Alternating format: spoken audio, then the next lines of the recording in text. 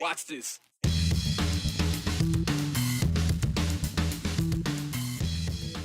When a town is surrounded by public land, growth isn't easy. Tonight, we explain how the small mountain town of Stanley, Idaho, hopes a federal land swap could ease its housing crunch. Cell phone video shows the moment a self-proclaimed neo-Nazi barged into a college classroom, yelling insults and throwing up a Nazi salute. We'll show you how students responded. He once hiked thousands of feet without stopping. Then COVID sent him to the ICU, where doctors didn't think he'd survive. But a Colorado man is proving them wrong, climbing mountains again, one deep breath at a time. As Idaho continues to boom, some local leaders face a tough question. How do cities grow when so much of the land next door is off limits for development because it's owned by the government? Under federal law, communities have few options, and conservationists say these rules are key to protecting the gem state's treasured open space while still letting towns like Stanley, Idaho expand when necessary. Abby Davis has the story.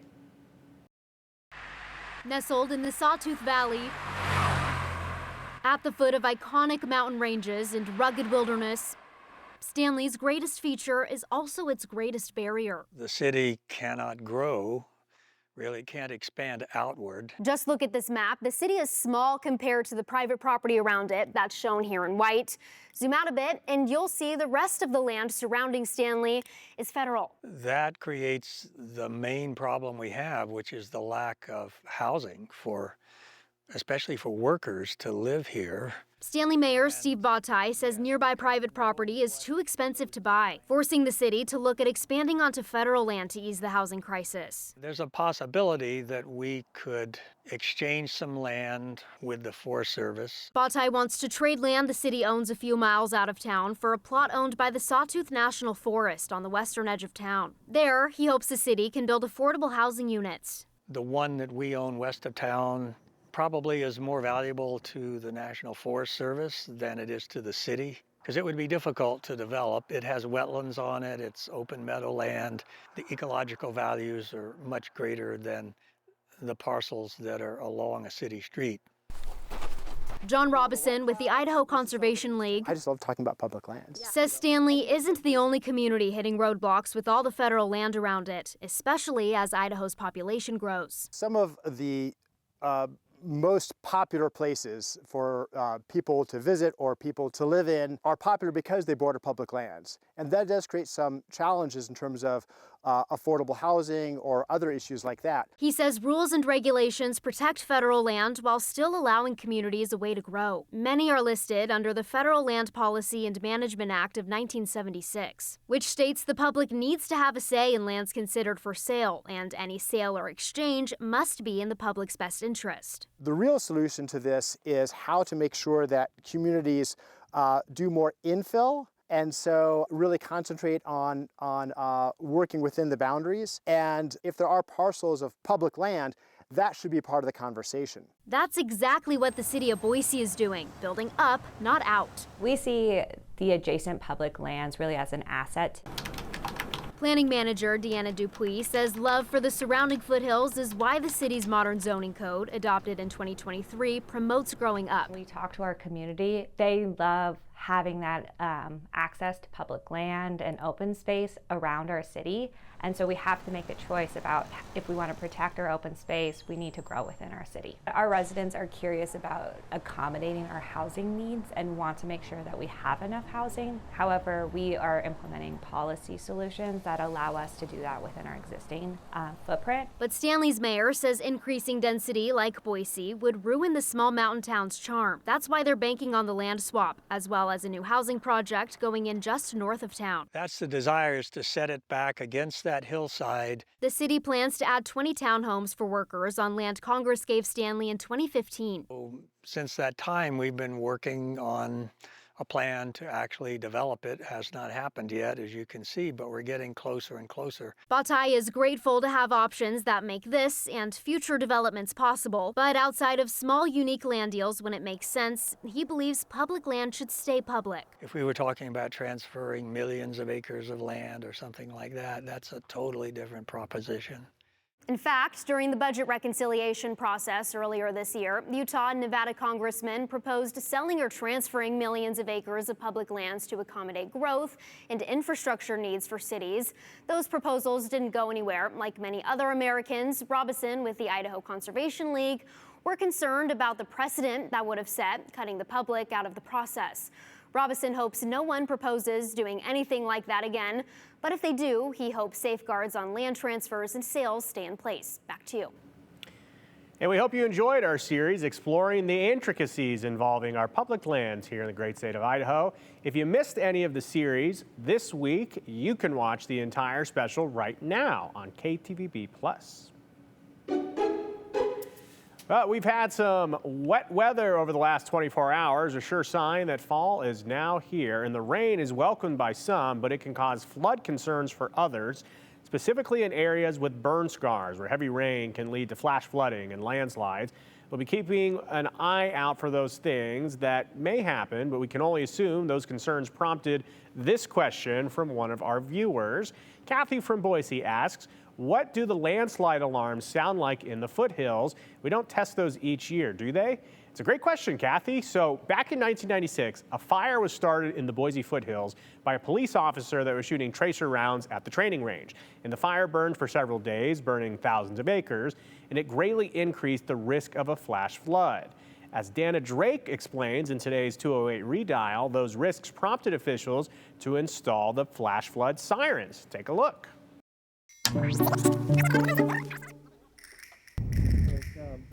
August 26, 1996, record-breaking 104-degree temperatures, 30-mile-per-hour winds all fuel a fire that burns nearly 25 square miles of land and threatens dozens of homes. We were really lucky that we didn't lose a lot of houses. Just like a wall of fire. When the fire is contained, the flood danger begins. 2 weeks after the fire, flood control work starts. 3 feet deep trenches dug along the hill slopes will slow runoff and soak up moisture. Bales of hay make dams to slow and catch water runoff. 3 months and $3.5 million later, the foothills are ready for winter storms. 1 year later, new life grows among the burned trees and brush, but the flood danger isn't over. Boise prepares for a potential disaster to Boise's north and east end neighborhoods. Whenever you take away the grasses and the bushes that hold the mountainside together, when you take that away, if you get a big heavy rainstorm coming through, you run the risk of taking what's on top of the hill and put it on the bottom of the hill. This summer, sirens put in flood danger zones will warn residents to take high ground. And burned timber salvage from the Boise National Forest begins the natural rehabilitation of the burned areas. The foothills residents who fought to save their homes a year ago look at how much of Boise's natural beauty was lost that day, along with their innocence. It just makes you feel more vulnerable to have watched that whole thing unfold over the hours. Dana Drake for NBC News. But the sirens you heard in that story didn't stay up long. The Ada County Emergency Office told us today, as technology improved, alerts were actually sent to cell phones in specific areas, and the sirens became obsolete. Those sirens were removed in 2014.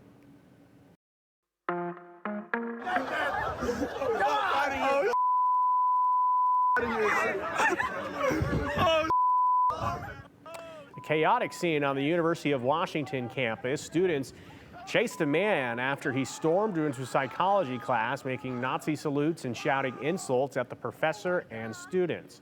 University police eventually took that man into custody. Officials have now confirmed he is not a student.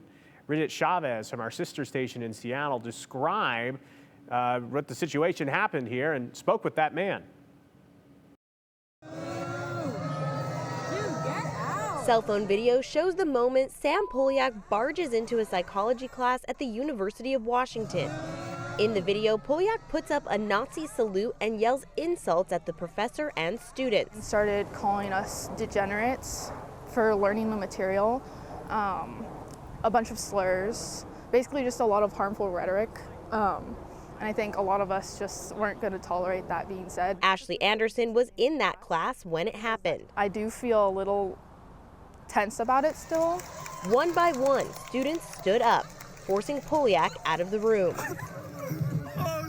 Soon, hundreds of them, led by their professor, chased him across campus. Kudos to those students in there that chased him out. Never advocating violence, but chasing him out and showing him, like, you can't do that. Like, that's not okay. Polyak says he was pepper sprayed, spit on, and left with cuts and bruises before campus police stepped in and detained him. He admits he came to campus to troll. I went in, I started, saying, like, this class is degeneracy, all this stuff. When I asked Polyak about his beliefs, he was clear. Are you a neo-Nazi? Yes. Students say his hateful message and actions have no place here. That kind of rhetoric, it's not acceptable here, and we're not for that. Polyak says he regrets his actions. I apologize to the students. I apologize to them. And that's pretty much it. But students say his apology is not accepted. I do believe he fully intended to say and he meant what he said. Even if it was trying to just get a reaction out of people, that's still not okay. And really, I can't accept that. Staying in the Pacific Northwest, archaeologists are still trying to figure out what happened to Amelia Earhart, the pilot. The groundbreaking pilot went missing when she tried to fly around the world in 1937. Now, there are new details on the expedition to find Earhart's long-lost plane. NBC's Tom Costello has more. At the Seattle Museum of Flight, a tribute to Amelia Earhart and an exact replica of her Lockheed Electra plane. The very tight cockpit and rudimentary controls that she used while trying to fly around the world in 1937. I'm impressed by how constricted the space is, right? Archaeologist Richard Pettigrew is on a mission to find Earhart's real plane. Amelia Earhart on a globe-girdling flight with navigator Fred Noonan. The mystery has lasted for 88 years. What happened to Earhart and Noonan? An international search turned up nothing. This is the first image. But now a new team is preparing to head to this remote island in early November, zeroing in on a lagoon. Is that a piece of Earhart's plane peeking above the sand? The satellite photo was snapped in 2015, a year after a massive tropical storm shifted the sand, potentially revealing the plane. So it could easily be buried by sediment in the water. Pettigrew will lead the 15-person team to Nicomararo in Kiribati, a country of remote Pacific islands. 2 boats will take 6 days to get there. The team will cut its way through the jungle to reach the lagoon, then use high-tech tools to search for Earhart's plane under the sand. But Rick Gillespie, who has spent decades writing about and searching for Earhart, says that photo shows a fallen coconut tree, not Earhart's plane, though Earhart did likely crash there. We've looked there in that spot, and there's nothing there. Human remains discovered in 1940, then lost, are now thought to have been Earhart's. Previous searches turned up medicine bottles and clothing from the 1930s. Commercial astronaut Sirisha Bandla, a Purdue alum, is joining the search, hoping to bring her role model's plane back home to her alma mater. Not only did she do those audacious things for women, she helped keep the door open so other women can walk in her footsteps.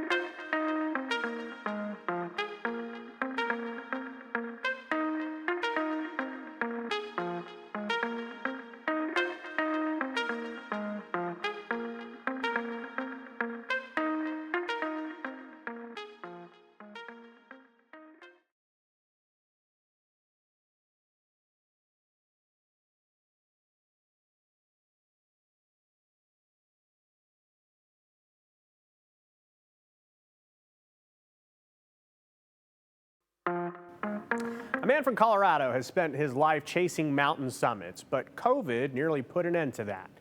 Even years later, he's still dealing with its lingering effects. And Evan Krugel from our sister station in Denver shows us how he's finding his way back to the trail step by step.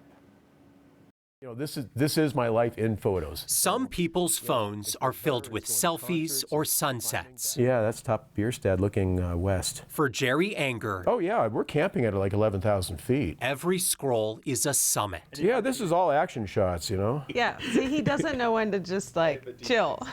Stephanie Anger says her husband is at his peak when he's on one. It's just who he is. He doesn't stop, no matter what. But all those adventures ended suddenly in 2021 when severe COVID landed Jerry in the hospital. You know, and they sent the clergy in. And then I knew it was serious. You know, and I was asked if I had anything to say to God, you know, and I'm like, oh my goodness, I'm going to die. His next climb was inside a COVID-filled ICU, where doctors and nurses fought to save him. You know, one of them, she sat down in the bed and started crying, and I said, you lost another one. Sorry. And she said, I don't know how many more people I can put in body bags. And I'll never forget that. Jerry made it home. With our backpacks on, going into the Gore Range. And after months of scrolling through old memories, look at these skies. It was time to make new ones. The views are going to be amazing on top. Deciding to hike again was easy. But the first steps were hard. Got to remember what they taught me in the hospital. In through the nose. It's not easy when you really need air, though. His lungs are about 70% of what they used to be. And doctors say that scar tissue will never heal. Okay. If this is how I have to climb mountains, and this is how I'm going to climb mountains, so hey, let's see how high we are. Elevation means even more to Jerry now. Because up here, oxygen is hard to find. 75, 76. That's not very good. That's a sign it's time for some help. I guess it's probably a good time to get this thing running. It's loud, unfortunately. Okay, it's set at 3. I just turned it up to 4 since I'm going up. And then what happens is it senses you're breathing, and it'll give you a little squirt of oxygen when you do breathe. Hear it? Jerry now hikes with a concentrator and tanks of oxygen. Yeah. My hiking backpack's a lot bigger, 35 pounds. And his hikes come with more breaks than they used to. But it's better than being dead. So it's hard when you know what you were and aren't anymore, you know. Through it all, he hasn't lost his positive spirit. How you doing? You know, short of breath. I hear you. I feel your pain. It's a beautiful day. It is gorgeous up here, isn't it? Man, what a day we picked. Holy moly. His mood is even better when he makes it to the top. How you doing? Party time! You're welcome to the committee. Thank you, guys. Look at this view. These moments mean more than ever to Jerry. Especially this one in July, when he summited his first 14er since COVID, alongside his son Matthew. I thought about the whole journey, honestly, on top, you know, and it's kind of embarrassing. I kind of broke down up there. But, you know, my son and I sat up there and cried because neither one of us thought we'd ever get there again. Oh, I'm impressed. He's got drive, he's got guts. And I was the only one on the mountain carrying oxygen. And my wife said, that should tell you something. You're an idiot, you know, and maybe I am. Now he's setting his sights on new peaks. Yeah, I want more. I thought that'd be it. I'm like, I'm not done. I'm getting those mountains next year. I want to get Grays and Torreys. Life after COVID looks different than it used to. But one thing has stayed the same. The only time Jerry rests is on a mountaintop. Look, look at these views. I'd like to see more people up there doing it, you know, and if you got to do this to do it, so what? You know, if it gets you here, it's worth it. In Jefferson County, Evan Krugel, 9 News. That's a great story. And Jerry posted photos of his journey on social media and says he's received countless messages from others with long COVID wanting to know how his oxygen setup works. Jerry climbs dozens of mountains every year, so chances are, if you see someone with oxygen at the top in Colorado, likely him.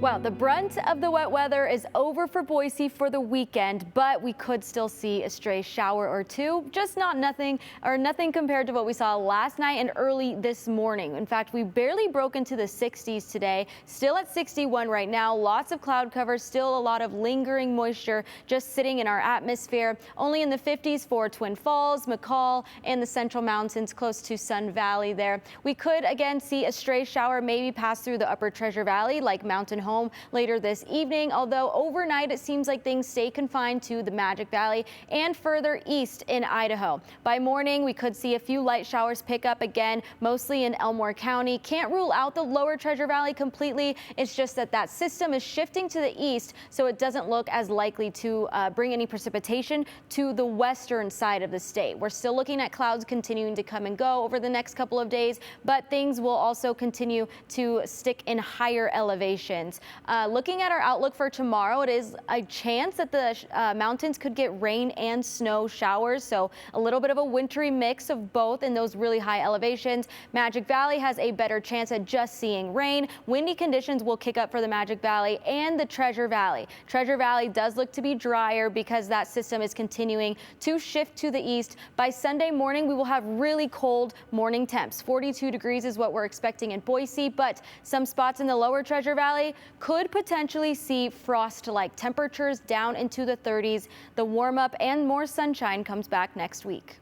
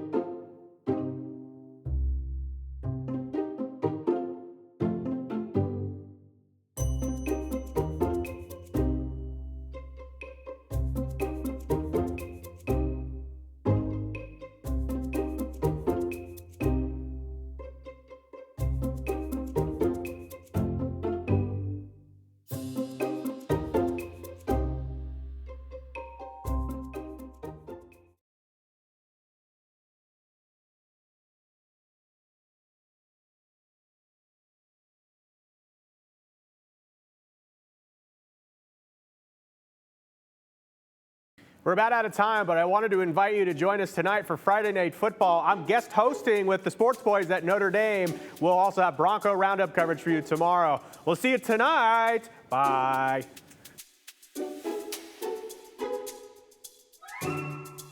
Continue with us and watch free now on the KTVB Plus app everywhere you stream.